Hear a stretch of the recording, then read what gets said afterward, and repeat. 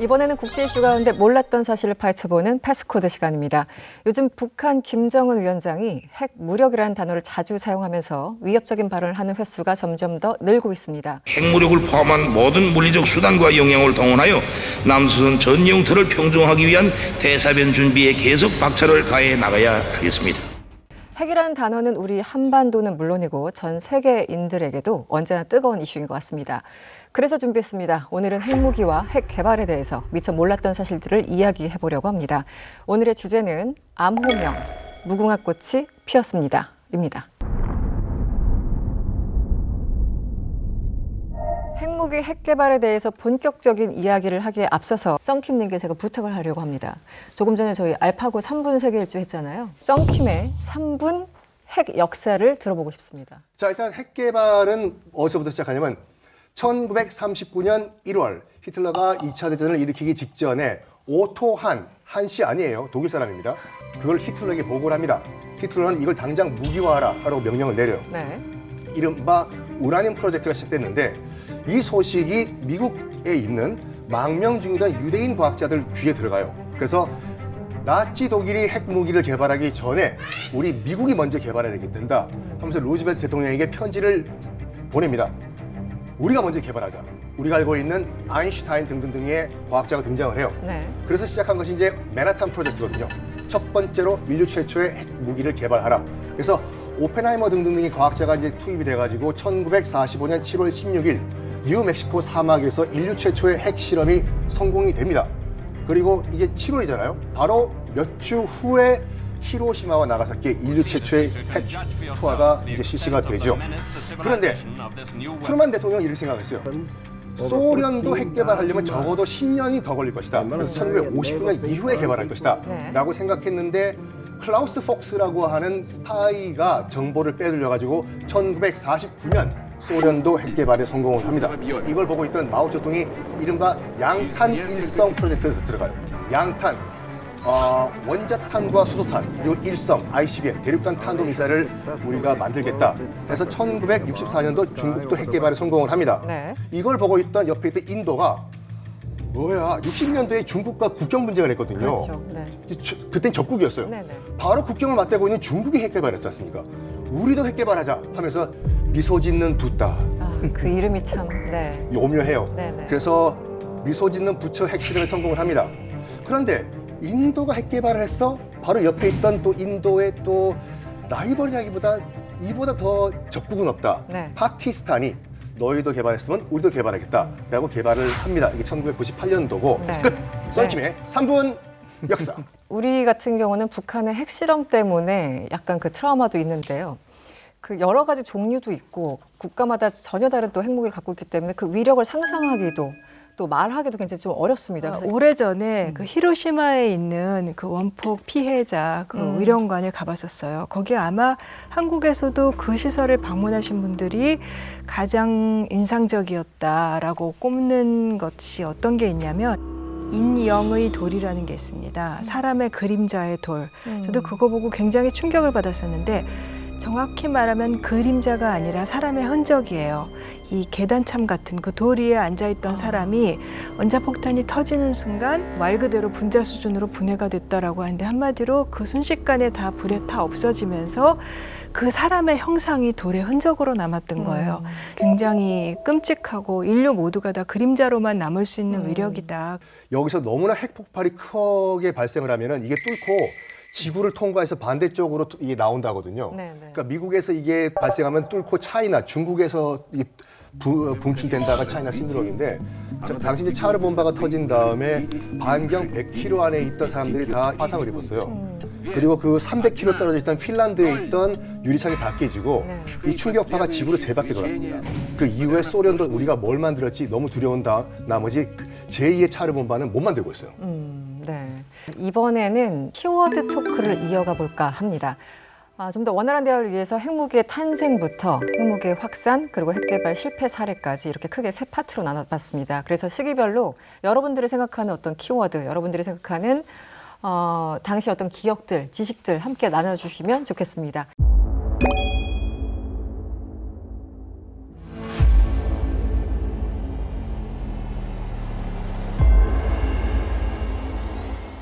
핵무기 탄생됐을 때 제일 먼저 제 머릿속에 떠오른 사실 키워드는 산호초였어요. 산호초. 예. 네. 그 여러 핵실험들, 네네. 우리 나가사키, 히로시마 이건 다 아는데 그 비키니 섬에서 일어난 그 미국의 핵실험 유명하잖아요.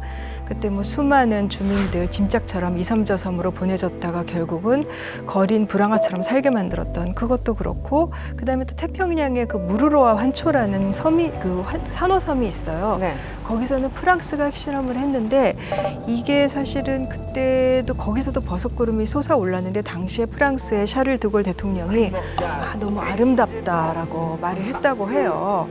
거기도 마찬가지로 주민들이 이리저리 쫓겨다니고 피해를 굉장히 많이 입었는데 그밖에 또 뭐 영국도 그 크리스마스 섬을 비롯해서 호주령 섬들과 이 태평양 산호초들에서 여러 차례 핵실험을 했었고, 근데 소련이 핵실험을 많이 하는 것이 노바야 zemlya라는 곳인데 사실 거기서는 소련 시절에 어떤 피해가 일어났는지 구체적으로 이것들도 많이 확인되지 않고 있고, 그 노바야 zemlya라는 곳에서도 핵실험장 만들 때 그 원주민들, 이누이트 원주민들 다 쫓아내고 만들었었거든요. 네. 그다음에 중국은 그 높루르라고 해서 거기도 그 신장 우이구르 지역에 있는 사막지대에서 하는데 이 핵실험을 했던 곳들을 보면은 일종의 내부 식민지 혹은 진짜 식민지 다 이런 곳들이에요. 네.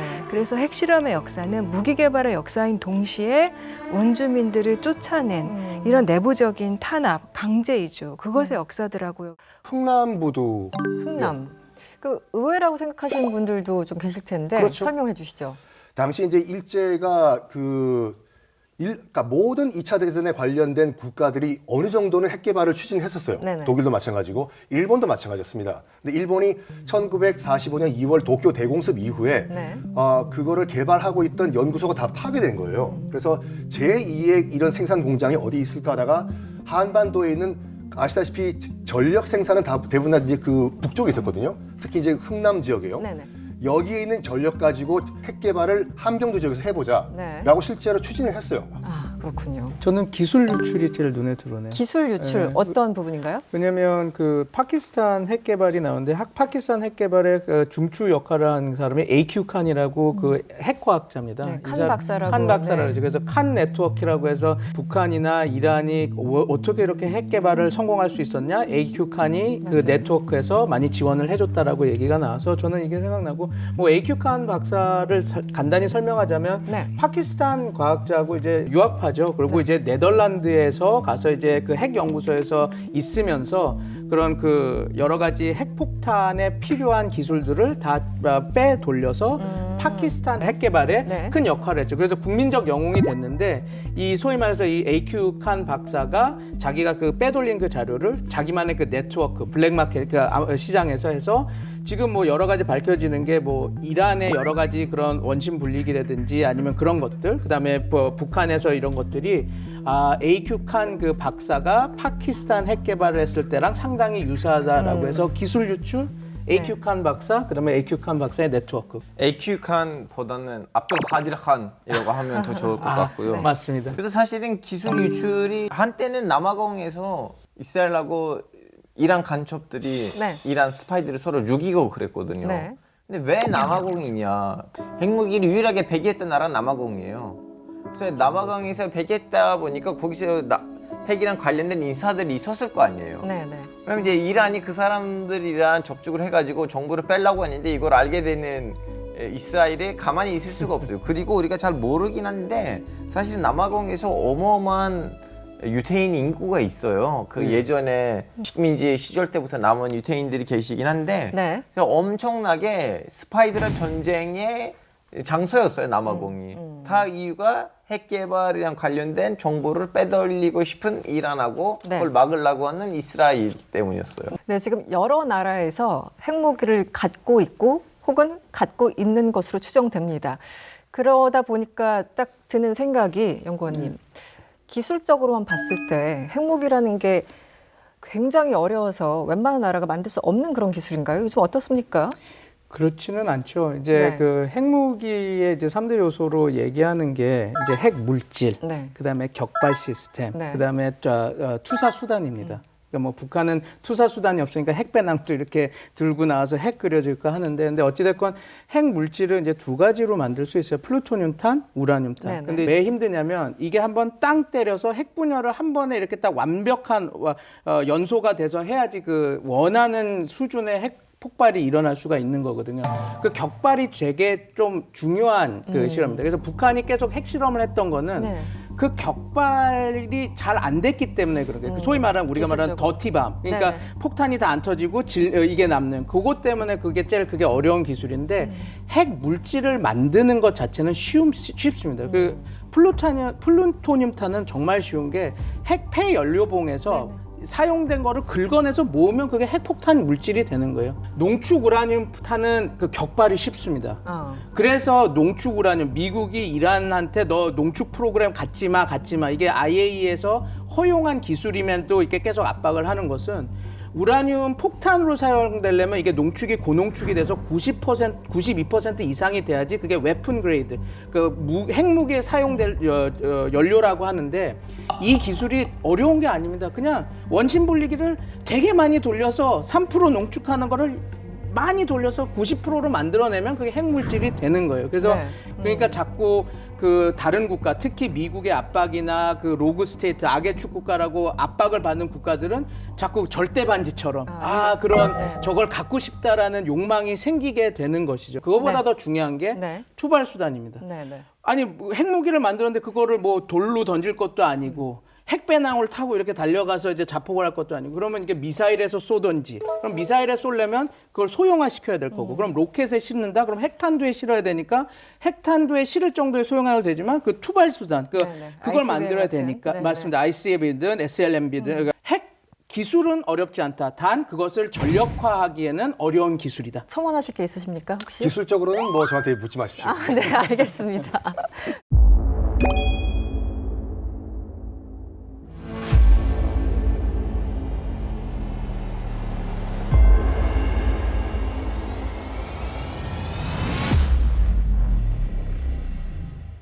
김정은이요? 김정은. 김정은. 네, 어떤 맥락이죠? 그러니까 이제 1차 핵 위기가 94년도지 않습니까? 저도 라면 사재기를 했었고 그때. 정말 정말? 사셨어요? 예? 정말 라면 사셨어요? 샀죠. 그때는 정말 그때 사재기가 정말 있었죠. 서울 불바다 발음 맞아요. 그 네. 부분이기 때문에. 서울이 멀지 않습니다. 전쟁이 일어나면은 불바다가 되고 말아요. 기억납니다. 네. 그럼 과연 북한은 언제부터 핵 개발을 하기 시작을 했냐? 62년 우리가 알다시피 이제 쿠바 핵 위기가 발생을 해요. 어떤 거냐면 정말 3차 대전, 핵 전쟁이 일어날 일촉즉발의 위기가 일어납니다.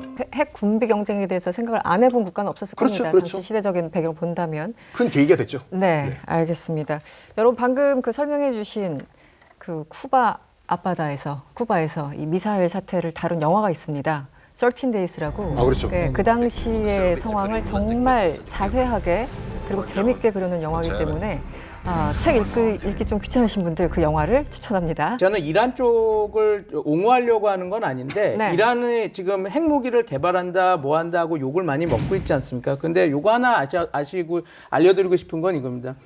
이란이 그 NPT 조약을 협약했을 때는 1967년도에 만들어진 조약에 사인을 하고 추인을 한 겁니다. 근데 지금은 모든 국가가 어떤 그 조약 그 의정서에 영향을 받냐면 93년도에 사인한 그것에 하고 있거든요. 그래서 우리가 오해를 하면 안 되는 게 뭐 국제사회는 야 이란이 핵 협약을 위반했어 하지만 이란은 67년도 자기네들이 추인한 협약 안에서 보면 국제법을 한 번도 어긴 적은 없습니다. 카슈미르 분쟁. 카슈미르 문제. 아시다시피 이제 파키스탄하고 인도 사이에 있는 핵심적인 문제이긴 한데 이것 때문에 자꾸 파키스탄하고 인도는 이렇게 경쟁을 하고 있어요. 네네. 근데 또 인도는 중국이랑 더 이제 문제가 있으니까 핵을 개발했잖아요, 핵무기를.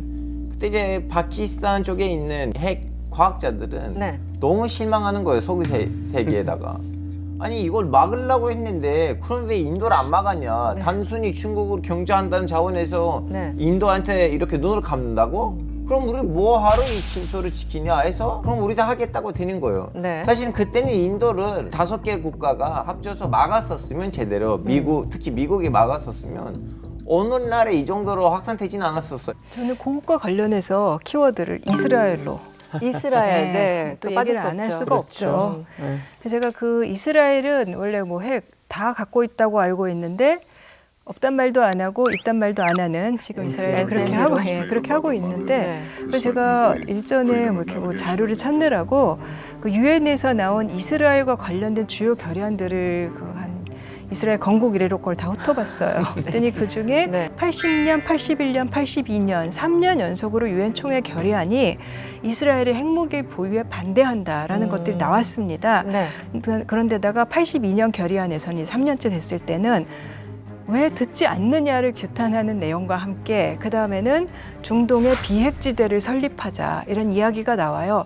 사실 그런 것들이 약속이 되었더라면 이후에 무슨 뭐 이라크를 핵무기 갖고 있다라는 핑계대서 미국이 또 공격하고 이란 핵무기 이런 것들을 논의를 상당히 불필요한 마찰을 없앨 수 있었겠죠.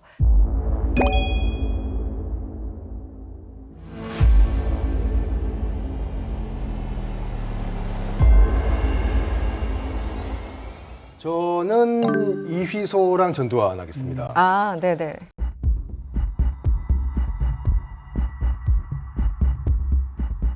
정사에서는 이휘소 박사가 핵 개발에 전혀 참여를 안 했고 오히려 핵 개발을 반대를 했어요. 그리고 이휘소 박사가 전공했던 분야는 핵 개발과는 전혀 관계가 없는 물리학 전공이거든요. 네. 그 소설 때문에 우리가 착각을 하고 있고 음모론 말고 알려진 팩트만 말씀드릴게요. 레이건 행정부와 전두환 대통령의 50 정권이 거의 동시에 출발했습니다. 레이건 대통령이 처음으로 백악관에서 맞은 국가 정상이 전두환 대통령이었어요. 약간 비리 있었죠. 네네. 뭐가 있냐? 전두환 당시 대통령은 네. 나의 정통성을 미국에서 인정해달라. 그럼 레이건은 얘기했겠죠. 사우스 코리아에서 뭐 줄래? 당시 미국이 우려했던 핵 개발과 탄도미사일 개발 우리는 포기하겠다. 그래서 전두환이 핵 개발 실패로 키워드가 나와 있습니다. 네. 카다피, 후세인, 박정희 전 대통령도 마찬가지고 그 핵무기를 가지려고 했지만 결국은 자국 내에서 신망을 못 얻은 지도자들이 그리 좋지 않은 네네. 이제 말로를 겪게 경험했다. 됐잖아요. 네. 그래서 저는 문득 떠오른 생각이 이란은 핵 개발을 시도한다고 하는데 그런 일이 여태까지는 없는 것이 이란은 어쨌건 절차적인 민주주의를 지키는 나라잖아요. 네. 4년마다 한 번씩 선거를 하고 네.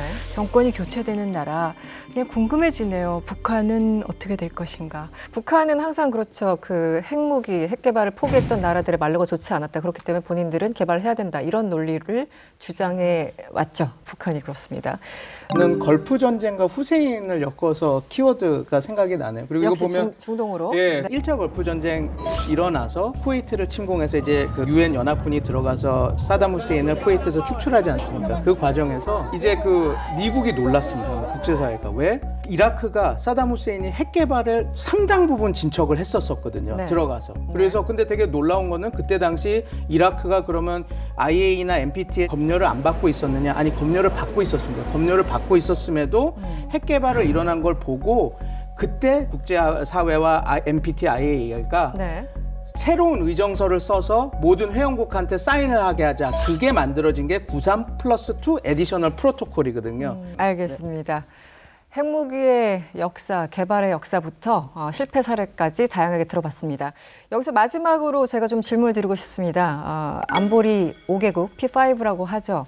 핵무기를 공식적으로 갖고 있는 5개 나라 플러스, 그리고 저희들이 얘기했던 뭐 이스라엘과 인도, 파키스탄, 북한까지 9개 국가가 사실상 핵을 갖고 있는 것으로 알려져 있습니다. 이 가운데 지금 핵을 갖고 있어서 가장 좀 위협적이라고 느껴지는 나라는 어디인지. 저는 이스라엘이라고 생각합니다. 이스라엘. 네. 왜냐하면 이번에도 후티 반군이 이스라엘의 그 핵 개발을 하는 위치들 다 추적해가지고 거기에다가 이제 ICBM 날리겠다고 했는데 아직 안 하고 있는 상황이긴 하지만 네.